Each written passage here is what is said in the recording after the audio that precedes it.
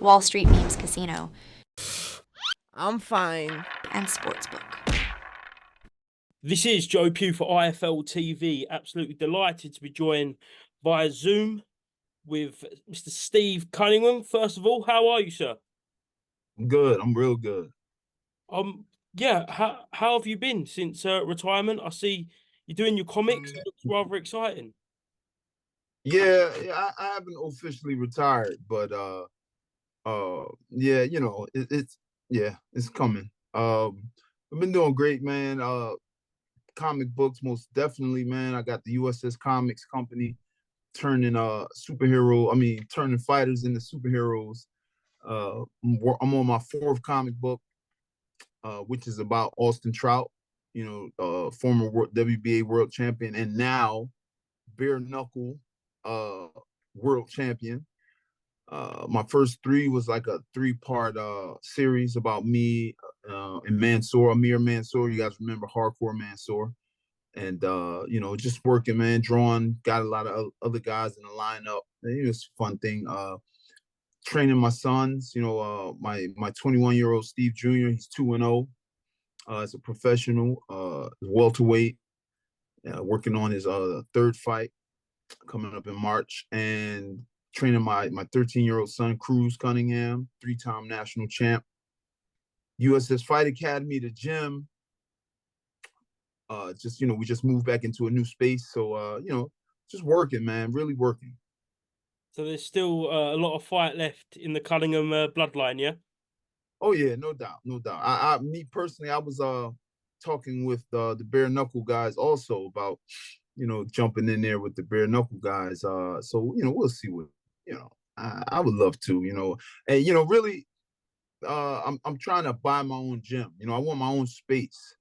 I'm right now I'm sharing a space with a CrossFit company, but I want to get my own building. So that's the only reason why I would do the bare knuckle thing. I mean, it'd be it'd be fun for me too. I mean, I'm always in shape. I'm always working. I'm always sparring. So that'd just be, just more motivation for me to keep it going. But we'll see. We'll see what happens. When you look at former fighters, you mentioned Austin Trout and just these guys who are going over to the other side, Yeah. does it make you think I could have some serious success in that side of the sport? I mean, yeah, I've been trying to get into the bare knuckle since 2020. I've talked with David Feldman. I know David Feldman very well for probably 15 years. He's the CEO of BKFC, and we talked for a while, off and on, off and on. And he's like, "Man, you beat all of our top guys, but they fill up the stadium, so we'll try to find a spot for you." But now I'm like, bro, come on, yeah. I like the challenge. I really love challenges. So that's just another challenge to be a world champion at another weight class. That'd be dope. But also, yeah, I'm trying to generate money for my gym. Like I want my own building, USS Fight Academy. So we'll see, man. Is that where you see your long-term future, though, in training fighters, the future of the sport?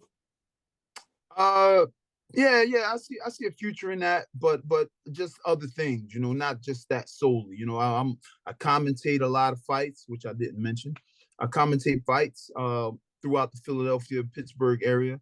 I got hired by FS1 in 2020, right before the pandemic. I got the contract and everything, and boom, COVID hits and just messes that all up. So I'm trying to get back to that level, getting back on the network, So I do these videos now on my Instagram, which is USS's legend, called USS Boxing Breakdown. So I'm just gonna ramp that up a bit. I want to try to do at least 2 a month, videos, fights, just put myself out there, build my fan base up, commentating fights, old fights, new fights, recent fights. So that's something I love to do also as a in retirement in the next level.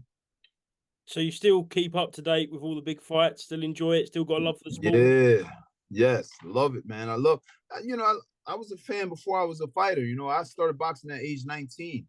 So I was a fan, man, a huge fan. And I'm watching Roy Jones fight I'm watching Bernard Hopkins fight. I watched Sugar Ray Leonard fight, and now I got all these dudes' numbers in my phone. I've been on podiums with them. I've been at events with them. I commentated with Sugar Ray freaking Leonard. It was amazing, man. I remember one time, the last time I commentated with him, and I'm listening to him talk, but I'm looking at him, and I'm like, yo, I'm right next to freaking Sugar Ray Leonard. Like I started boxing at 19. So it's like, man, meeting these people, like, and having them consider me as kind of one of them, a world champion, a legend, on that level, not necessarily on Roy Jones's and Sugar Ray's level, but kind of close. Man, that type of stuff. I won't even let that type of stuff hit me yet. I'll wait till I actually officially retire and is at the podium making my speech, which is going to happen. Brilliant. A fight that was meant to be happening this weekend but got postponed was Tyson Fury versus Alexander Usyk. I know it's happening in May, but gutted you're not seeing that this week.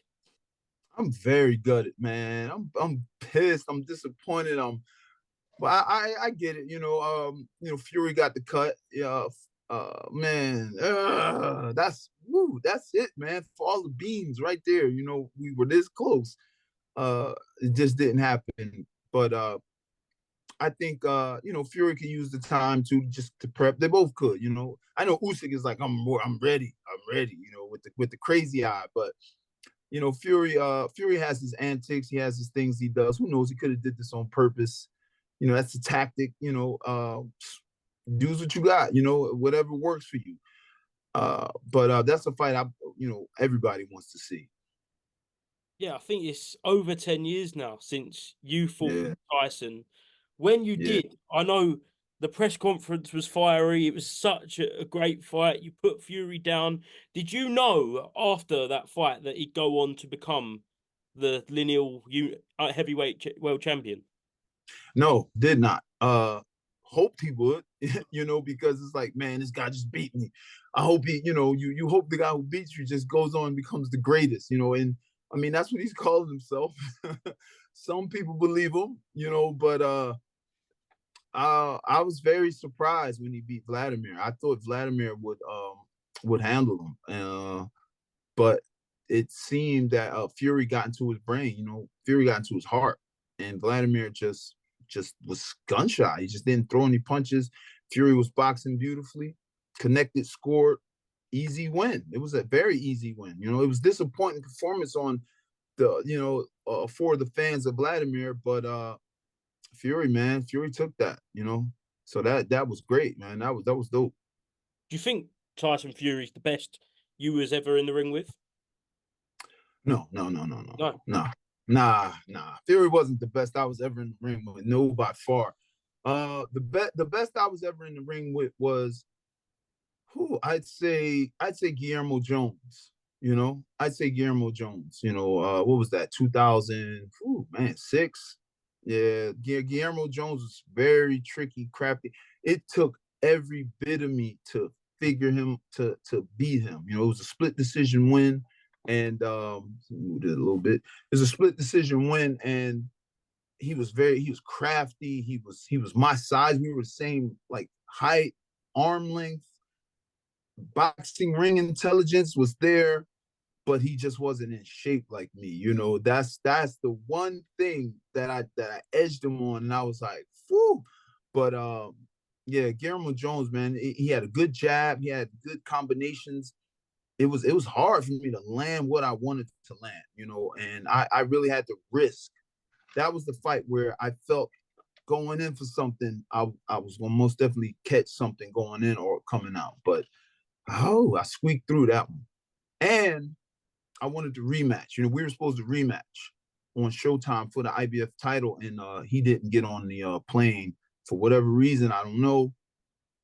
Could have been weight, I don't know, but he just didn't make it. And that I wanted that rematch. I wanted to beat him cleaner this time, but sorry. You're in a unique situation because you're like Alexander Usyk, who was a cruiserweight, moved up to fight Tyson Fury. So How Yeah. does Usyk beat Tyson Fury, and do you think he can? I think he can. I think Usyk can beat Fury for two specific reasons. You know, the first is Usyk's ability, his skill set is it's unmatched. You know, he's got quirky movements, awkward. You can see he thinks different in there. He takes these angles. He's at the highest level of boxing in boxing right now that we've seen. That we see. He can land shots on Fury and cause considerable frustration for Fury. Now, the second reason is, and I've said this before for those who've heard me speak on this already, is his team. You know, his management team. He's managed, I believe, by Aegis. You know, he's with that man. They're powerhouses. They're powerhouses in Europe and around the world. You know, Aegis has a solid foundational career with moving fighters and protecting them.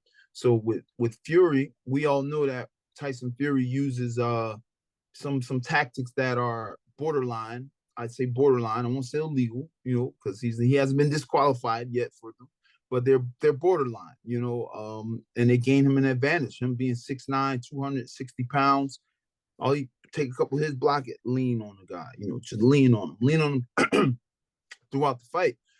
He did it to me. He did it to Wilder. He did it to, you do it to fighters, that you want to wear down. And then later on, you're looking fresh. They're drained because they've been carrying your 200-pound, 260-pound body around. You can do whatever you want to them. So I don't think that Aegis and the Ukraine team are going to allow that, without Fury being penalized, that's number two, man. And so, but if Fury can get past those two things, mainly the management part, controlling the officials, the officiating, the referee being in his area. Hey, you need to call this, you need to call that.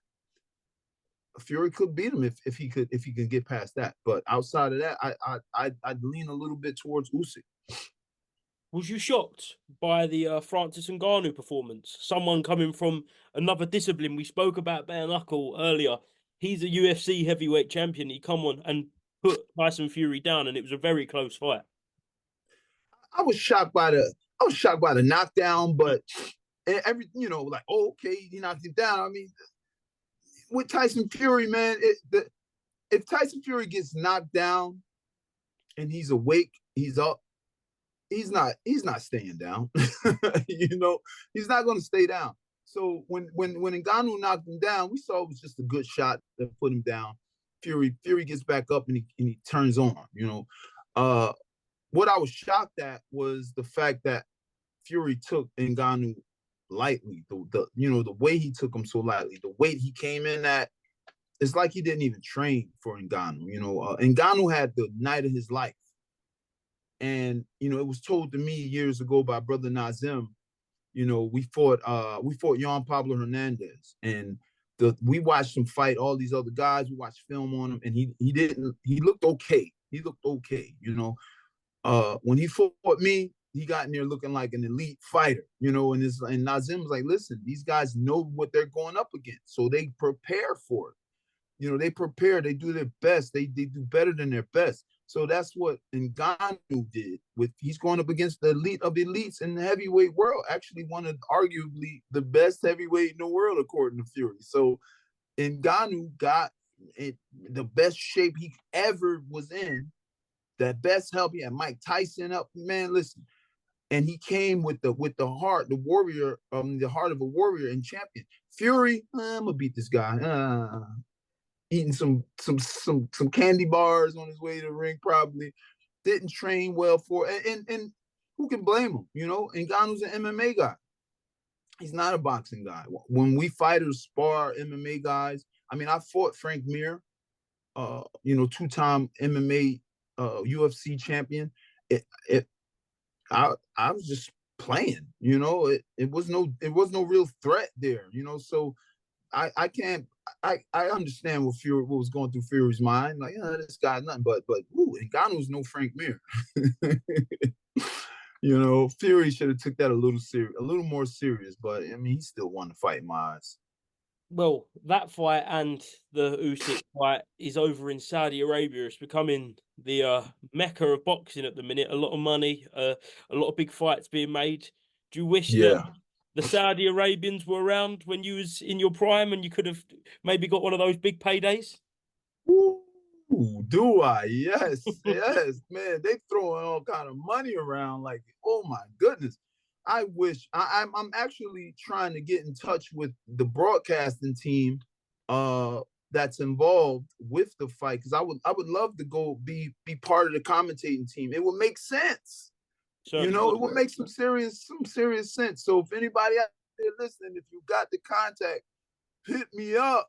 Steve, USS Cunningham, USS is legend, whatever. I would love to be part of that commentary team over in Saudi Arabia during this amazing, great fight, which would be a mega milestone in boxing, man. Oh my God. But yeah, I totally wish that these guys were around, man. Especially, you know, when I was a world champ, because I mean, I fought. My resume speaks for itself. You know, my resume has all kind of names on it from a couple different eras, and from Tarver to Fury. You know, that's complete different eras. And I didn't make a lot of money fighting these guys. You know, the Tarver fight was my biggest purse. You know, and that wasn't $1,000,000 at all by far. But my thing was to just keep fighting, keep winning, keep challenging these guys, and I'll get to that payday utopia, you know, which I never reached. But I mean, I'm happy with, you know, what I did. You know, it is what it's what it is. You know, I can't change it. But man, if I was fighting while these Saudi Arabian guys throwing this type of money around, oh, bro, I'd be living in Saudi Arabia right now. Yeah, it's absolutely fantastic over there. But in the US, how are you seeing boxing at the minute? Do you think it's in a good place? Do you think it's seen better days? What's your thoughts? I I think it's in a good place. I mean, we can't listen. It's just like American football, you know, the NFL. We can't compare what we have now to what we had then. You know, the 1980s football league, they was punching guys, fighting, you know, ripping the face mask, and it was cool. Now it's a little bit watered down. You can't touch the quarterback. You can't, you know, it's all so there's a different era. Uh, you know, we got the, you know, little sissy men who running the show. They don't want nobody getting hurt. You know, it's just crazy. You know, kids is out here riding bikes with knee pads on and big helmets. We didn't have none of that. We were doing tricks and all that, you know. So it's a different era, it's an era of safety and precaution. So in boxing, to bring that back into boxing, the we can't compare today's boxing to the old, you know, it doesn't compare, it doesn't stand up, especially with all of this money that's going around. We got fighters like Tank Davis, you know, he said it himself. He said it. I'm a prize fighter. I'm not worried about legacy won't feed my kids. Man, that's I can't say he's wrong or right for that. That's the way he's doing his life, his boxing career. Great. Now that steals from us, the fans, because I'm a fan still. I like the guy. I like to watch him fight.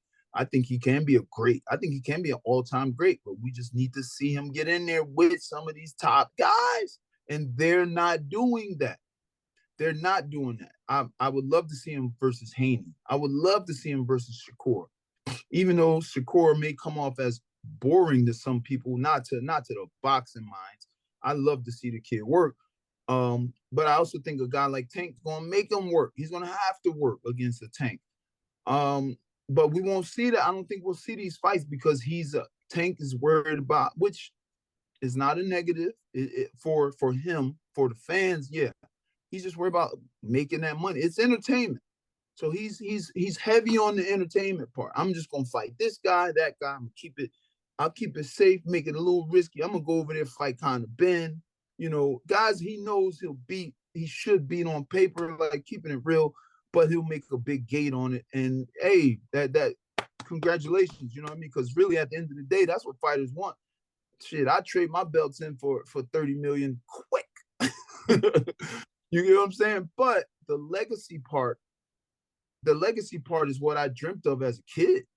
You know, is what holds me now. You know, nobody can't take that away from me. Nobody can't take away the fact that I fought Adam, you know, twice. I fought Guillermo Jones. Then I fought Kelvin Davis, Sebastian Rothman. That all three world title holders, I beat them already after they got me, before they got their belts. You know, that's legacy. That's why my name is USS's Legend on Instagram, you know, because and the people name me that. I going overseas, fighting in Europe, fighting in Germany, Poland, South Africa, Canada, just being a traveler. That's legacy. That's the type of stuff that sticks with you forever. Forever. I'll be 80 years old and hey, that's that Cunningham guy. Oh, he put on some classics. I got classic fights running on air right now. Me and Mansour, the Fury fight, Marco Huck, Ladarchik in Poland. I had a friend go to Germany, and he's not even in boxing, and he's like, man, he was around some boxing guys, and he told them, yeah, man, I'm from America, and they said, do you know Steve Cunningham? I was like, what? Right, you know, so that's what I started boxing for. I felt if I chased that legacy, the money would be there, you know, and we all didn't have Floyd Mayweather as, you know, helping us out and stuff, which, you know, and I'm glad for that for them. But so this era now, everybody wants to try to be businessmen, you know, more than be world champions, you know, more than be the dominant guy in their division. Devin Haney doing his part, big time. Devin Haney's doing his freaking part. He's fighting. Look at his resume. He's doing his damn thing. He's my favorite right now. I really like him. I do think Shakur is the elite of elites in boxing ability and skill. That last fight was a snoozer. I mean, he had the injury. He did what he had to do. But man, Devin Haney's really holding it down. The heavyweight division in America, you know what I'm saying? we got smaller guys, you know, that are coming up. Hopefully they can handle some of the big guys. Wilder's done, I believe. You think he is done? Is he completely done? Yeah, man. I believe so. If Wilder can't find that monster, if he can't get that monster back, he might as well just quit. You know, I mean, he's made a lot of money. He said it himself. He's made some great investments. He's going to end up getting hurt, you know, because he's such a name. Yo, if I knock Wilder out, oh man, so man, his power, his ace of spades is gone. It's gone. It looks to be gone. So, I mean, you know, he's walking around talking about peace and love, and the monster's gone. The monster's gone. But we need in this business, in this sport, the monster has to be in there. Mike Tyson, you know, monster. Roberto Duran, monster. Sugar Ray Leonard had a monster in him, you know, and he's a great guy on the outside, but inside he has a monster in him.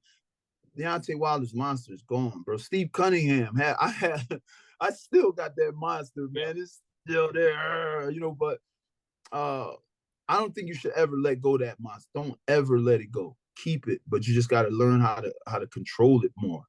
You know, as you get older, you learn how to keep the monster on the leash. But sometimes, clink, let him go. And Wilder let his monster run the range and just keep going.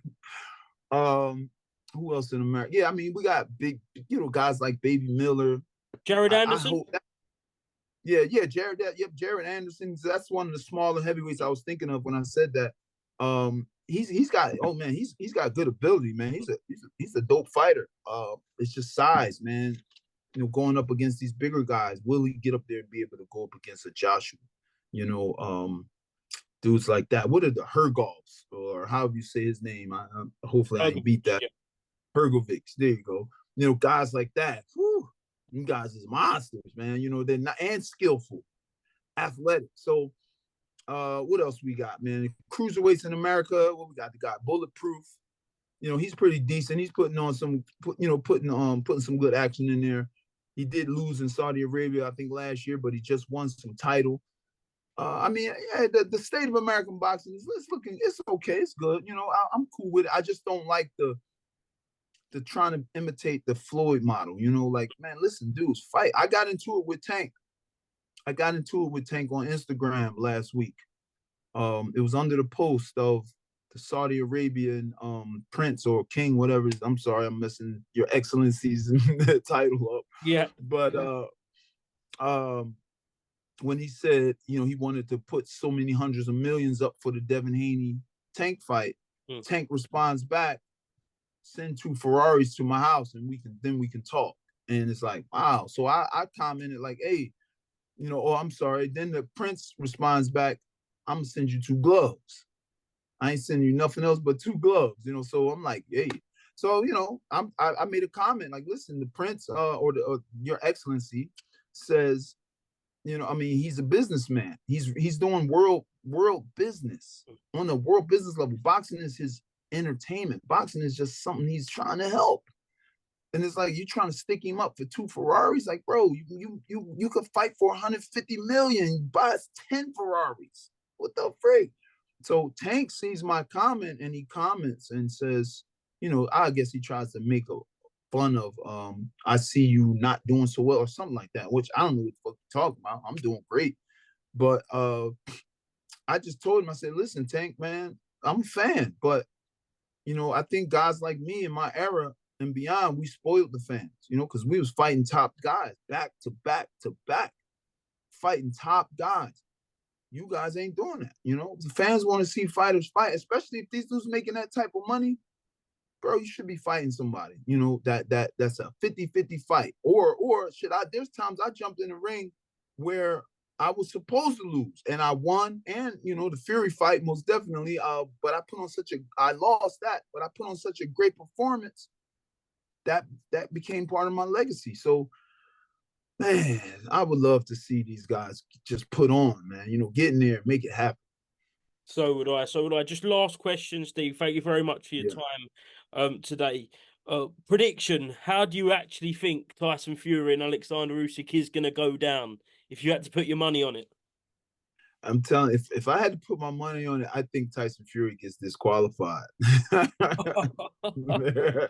I'm telling you, that's my decision because that's my prediction. I believe he's going to have to lean and lay on Usyk. He will not be able to go skill for skill. And let's keep it real. After my fight, Fury upped his game. This Fury that we've seen is not the same Tyson Fury that fought Steve Cunningham. He elevated, he upgraded himself, most definitely. But Usyk, I believe on a skill level, Usyk is better than me. Usyk is better than me. He's more accomplished. He's more comfortable, and he's a southpaw. Oh my goodness, man. Oh my goodness. So I think Fury's going to have to use those tactics in order to win. And if it's the way that I said with Aegis and his team and Usyk's team, they're gonna lean on those officials, something heavy, and Fury gonna have to get called for that, or he's gonna sit out there and he's gonna look out of place in times where Usyk just start dialing into that matrix, bop, bop, bop, bop, bop, and pick him apart. So he's gonna have to slow Usyk down. He's gonna have to try to, and I think it could be a decision win for Usyk, and or possibly a disqualification for Fury. Now, if there isn't any press on the officials for what Fury does, then Fury could win that decision. You know what I mean? But without the tactics, Usyk wins, and possibly disqualification. So we'll see, man. I'm excited. We certainly will. Steve, thank you very much for speaking to IFL today, and hopefully I'll speak to you again soon, maybe after the fight. Yeah, let's talk, baby. Let's talk after. Thank you very much. Wall Street Memes Casino I'm fine. and Sportsbook.